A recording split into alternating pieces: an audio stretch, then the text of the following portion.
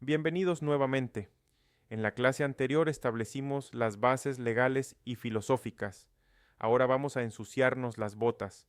Vamos a ver cómo se aplica todo esto en el asfalto, bajo la lluvia, con el ruido de la sirena y la presión del tiempo. La teoría legal debe aterrizar en la praxis. El entorno prehospitalario dificulta el proceso ideal, pero eso no baja los estándares. Al contrario, al no tener los testigos y controles de un hospital, su documentación debe ser aún más rigurosa. Primero, distingamos los tipos de consentimiento que van a usar. Tenemos el consentimiento implícito o presunto. Este es su paracaídas en la emergencia crítica. Si el paciente está inconsciente, en paro, en shock severo o confuso, y hay riesgo de muerte, la ley asume que quiere vivir. No necesitan buscar a la familia ni esperar una firma. Actúan bajo la doctrina de la emergencia y la gestión de negocios ajenos. Cualquier persona razonable querría ser salvada. Aquí no hay duda. Luego está el consentimiento expreso verbal para cosas de rutina. Si dicen, voy a tomarle la presión y el paciente extiende el brazo, eso es un sí. No se compliquen pidiendo firmas para eso, pero para procedimientos invasivos, traslados o negativas, necesitan el consentimiento expreso escrito, plasmado en nuestro famoso formulario 002. El formulario 002 es su escudo legal. No es un trámite burocrático, es la única prueba que tendrán ante un juez. Analicemos sus partes críticas. La sección de signos vitales y evaluación Glasgow es la evidencia objetiva de la capacidad del paciente. Si registran un Glasgow de 15 de 15, están demostrando que el paciente podía decidir. Si registran un Glasgow de 12 o una saturación de 80% y luego aceptan una negativa, se están incriminando ustedes mismos, porque ese paciente no estaba apto para decidir. La sección S de exoneración de responsabilidad es la zona de muerte legal. Si el paciente se niega, debe firmar ahí y poner su cédula. Si no puede, un testigo, policía o familiar debe firmar. Pero lo más importante es la narrativa en las observaciones, sección N. No basta la firma, deben escribir. Se explica al señor X los riesgos de no ir al hospital, incluyendo muerte y discapacidad. El paciente verbaliza entender y persiste en su negativa. Esa frase vale oro en un juicio. Cuidado con los errores comunes que vician el consentimiento. El consentimiento retrospectivo, hacer firmar al llegar al hospital, no sirve, es ilegal. El uso de tecnicismos invalida la información.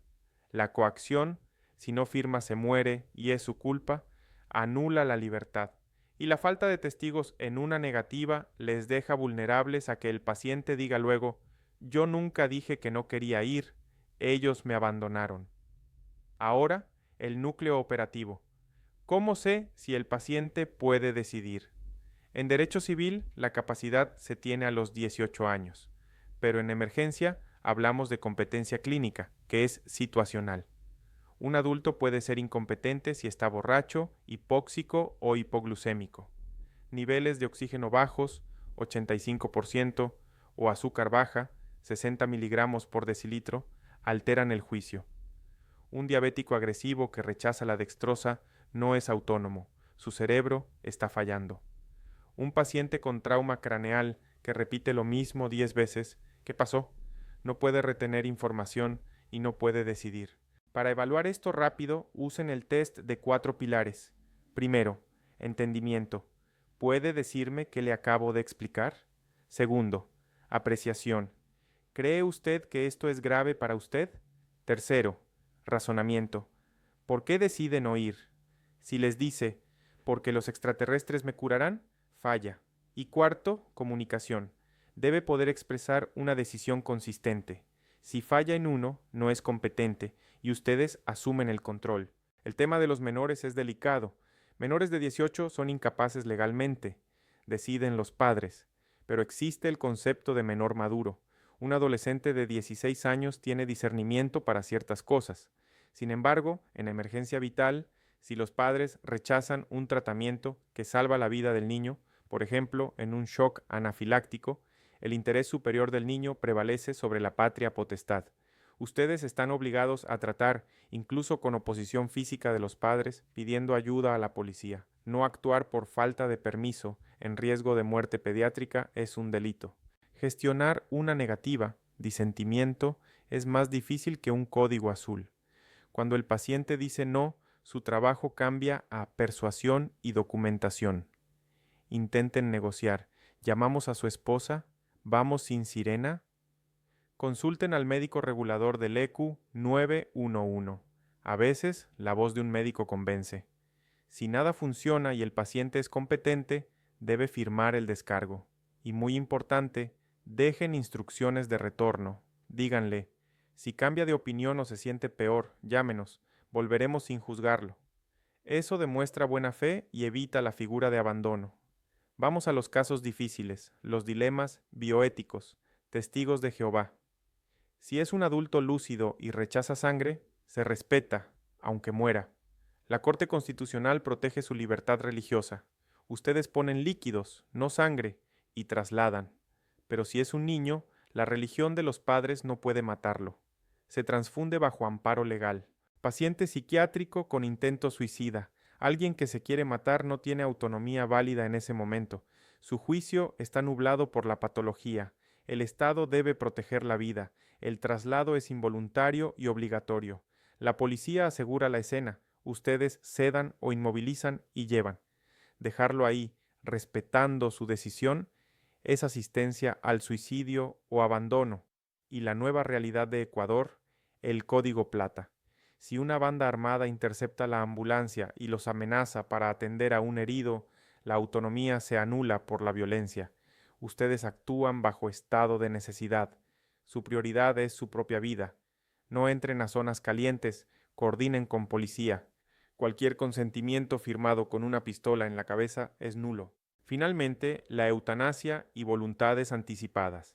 Ecuador ya legalizó la eutanasia, pero no es un procedimiento de ambulancia. Sin embargo, encontrarán pacientes terminales con órdenes de no reanimar, DNR o voluntades anticipadas notariadas.